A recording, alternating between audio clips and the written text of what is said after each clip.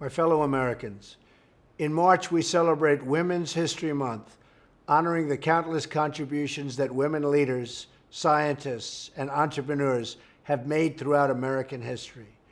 We are a greater, stronger, and more just nation today because of women like Clara Barton, Susan B. Anthony, Harriet Tubman, and so many others.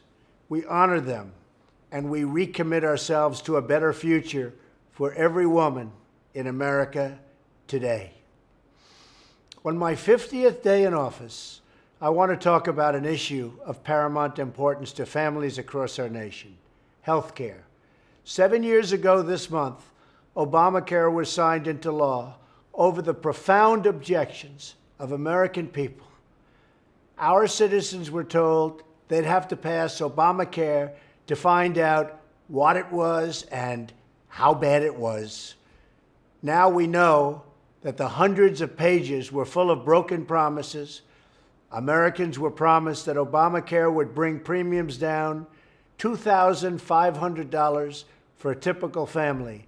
Instead, they've gone up by more than $4,000. Americans were promised that Obamacare would increase competition and provide them with more choices. Instead, the number of plans to choose from has plummeted, and I mean plummeted. This year, Americans in nearly 1/3 of all counties have only one insurer to choose from on the exchanges, or in effect, no real choice at all. Americans were promised that if they liked their health insurance and their doctors, they could keep them. Instead, millions of Americans lost the insurance and lost the doctor that they liked, and were thrust into a cold new reality of higher costs and less coverage. Through 7 long years of botched rollouts, soaring costs, canceled plans, and bureaucratic mandates, Americans have called out for relief. And relief is what we are determined to give them.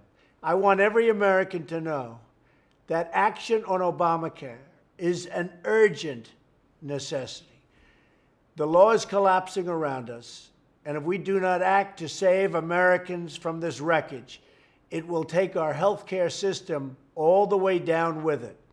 If we do nothing, millions more innocent Americans will be hurt and badly hurt.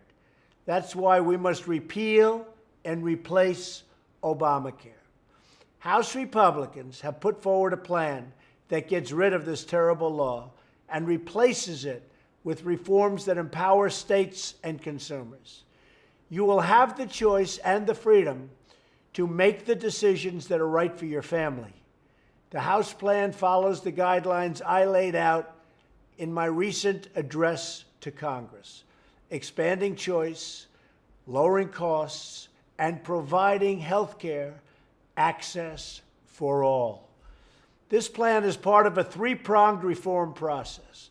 In concert with the plan in front of Congress, I have directed Dr. Tom Price, our Secretary of Health and Human Services, to use his authority to reduce regulations that are driving up costs of care. We're also working on reforms that lower the costs of care, like allowing Americans to purchase health insurance across state lines. You've heard me say that many, many times during the debates. I encourage Democrats to work with us to improve the health care system for the American people. Also, we will be driving down the costs. We will deliver relief to American workers, families, and small businesses who right now are being crushed by Obamacare by increasing freedom, choice, and opportunity for the American people. Thank you very much.